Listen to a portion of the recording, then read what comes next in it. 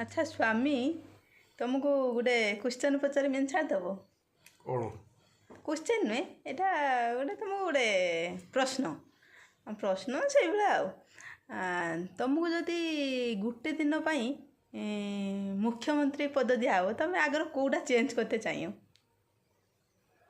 କ'ଣ ମାନେ ଏଭଳିଆ ତୁମ ଆଖିକି ଅଛି ଯେ ମୋର ଏଇଭଳିଆ ମାନେ ଏଇଟା ହେଲେ ମୁଁ ମୁଖ୍ୟମନ୍ତ୍ରୀ ହେଲେ ମୁଁ ଏଇଟା ଚେଞ୍ଜ କରିଦିଅନ୍ତି? କୁହ।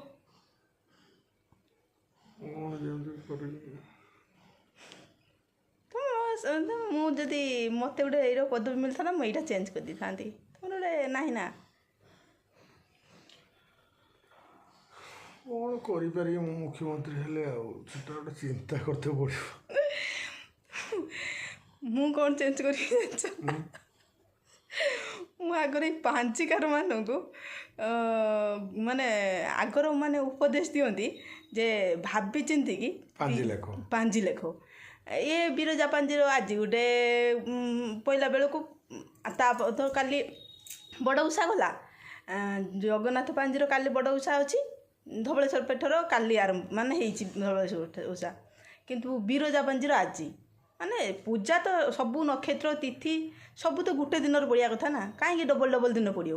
ମଣିଷ ଗୋଟେ, ଭଗବାନ ଗୋଟେ, କାହିଁକି ସମସ୍ତେ ଆମେ ଗୋଟେ ଦିନ ପାଳିବା, ସେମାନେ ଗୋଟେ ଦିନ ପାଳିବେ? ସେଇଥିପାଇଁ ମୋ ମନକୁ ସବୁବେଳେ ଏଇଟା ଆସେ, ଯଦି ମୋ ହାତରେ ଏଇଟା ଥାନ୍ତା ମୁଁ ଆଗର ତାହେଲେ ଏଇ ଜିନିଷଟାକୁ ଚେଞ୍ଜ କରିଦିଅନ୍ତି। ତମେ ସେଇଟା ଗୋଟେ କ'ଣ ଚେଞ୍ଜ? ପୂଜା କାଲି ସରିଯାଇଛି, ଆମର ଆଜି ଆମେ ଖାଲି ଆକ୍ଚୁଆଲି ପ୍ରୋବ୍ଲେମ୍ କ'ଣ ହେଉଛି କେଜାଣି? ସେ ମାନେ ତାଙ୍କ ଭିତରେ ବସି ଗୋଟେ ଆଲୋଚନା କରିକି ନା ତାଙ୍କ ଭିତରେ ଗୋଟେ ମୋତେ ଲାଗୁଛି ରାଜନୀତି ହେଇଯାଉଛି। ରାଜନୀତି ତ ସବୁଆଡ଼େ ଚାଲିଛି ଆଉ। ରୋହିତ ଶର୍ମା ବିରାଟ କୋହଲିକି କାଢ଼ି ଦିଆହେଉଛି, ଦଳରୁ ବହିଷ୍କାର କରିଦେଉଛି, ସେଠି ବି ରାଜନୀତି ଚାଲିଛି। ଭୁବନେଶ୍ୱର କୁମାର ମହମ୍ମଦ ସାମିକି ଦଳରୁ ଦୂରେଇକି ରଖାଯାଉଛି, ସେଠି ବି ରାଜନୀତି ଚାଲିଛି। ରାଜନୀତି ଗୋଟେ ସବୁଆଡ଼େ ଚାଲିଛି।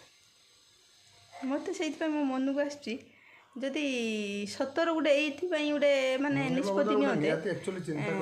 ଭଗବାନ ତ ଜଗନ୍ନାଥ ବି ଆମର, ବିରଜା ମା ବି ଆମର, ତେଣୁ ତାଙ୍କ ଭିତରେ ଏତେ ପାତର ଅନ୍ତର କରିକି ତାଙ୍କ ଯଦି ଯାହା ହୁଅନ୍ତା ଦୁଇ ଜଣ ଭିତରେ ଡିସ୍କସ୍ ହେଇକି ଧର ହେଉଛୁ ପାଞ୍ଜିଟା ଲେଖାନ୍ତା, ଏଇଟା ଗୋଟେ ଭଲ ଲାଗନ୍ତା। ତ ତାଙ୍କ ଅନୁସାରେ ରାଶି ନକ୍ଷତ୍ର ଅଲଗା ଆଡ଼େ ବୁଲୁଛନ୍ତି, ତାଙ୍କ ଅନୁସାରେ ଅଲଗା ଆଡ଼େ ବୁଲୁଛନ୍ତି। ତ ସାଙ୍ଗମାନେ ଆପଣଙ୍କର ମତ କ'ଣ ନିଶ୍ଚିନ୍ତ ଜଣାଇଦେବେ। ଆମେ କାହାରିକି ଭଲ ଖରାପ କହୁନେ, କିନ୍ତୁ ଆକ୍ଚୁଆଲି ଯେଉଁଟା କିନ୍ତୁ ଠିକ୍ ହେଉନି। ଧର ଆମେ ଧବଳେଶ୍ୱରଙ୍କ ଅନୁସାରେ ଉଷା, ସେଟା ତାଙ୍କର କାଲି ସରିଗଲା, ଏଠି ପୀଠର ସରିଗଲା ଉଷା, ଆଜି ତାହେଲେ ହେବ କାହା ପାଇଁ? ମୁଁ ଧବଳେଶ୍ୱର ଇଏର ମାନେ ବଡ଼ ଓଷାଟା ମୁଁ କରେ।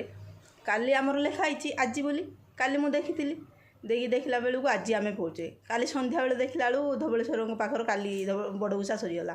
ମୋତେ ବହୁତ ମନ ଦୁଃଖ ହେଲା। କରିପାରିନଥାନ୍ତି କାହିଁକି? ତମେ ତ ଆମେ ବିରଜା ପାଞ୍ଜିଟା ମାନୁଛ ନା, ମୁଁ ସେମିତି ଜାଣିଥିଲି ମୁଁ କାଲି ବି କରିଥାନ୍ତି, ଆଜି ବି ନହେଲେ ମାନି ଦେଇଥାନ୍ତି।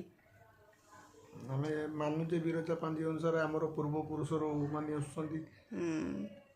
ଏଟା କାହିଁକି ଏମିତି ହେଉଛି? ହଉ ସାଙ୍ଗମାନେ, ବାଏ ବାଏ। ଆପଣଙ୍କ ମତ କ'ଣ କମେଣ୍ଟ ସେକ୍ସନ୍ରେ ଜଣାଇ ଆଉ ଲାଇକ୍ କରିଦେବେ। ବାଏ।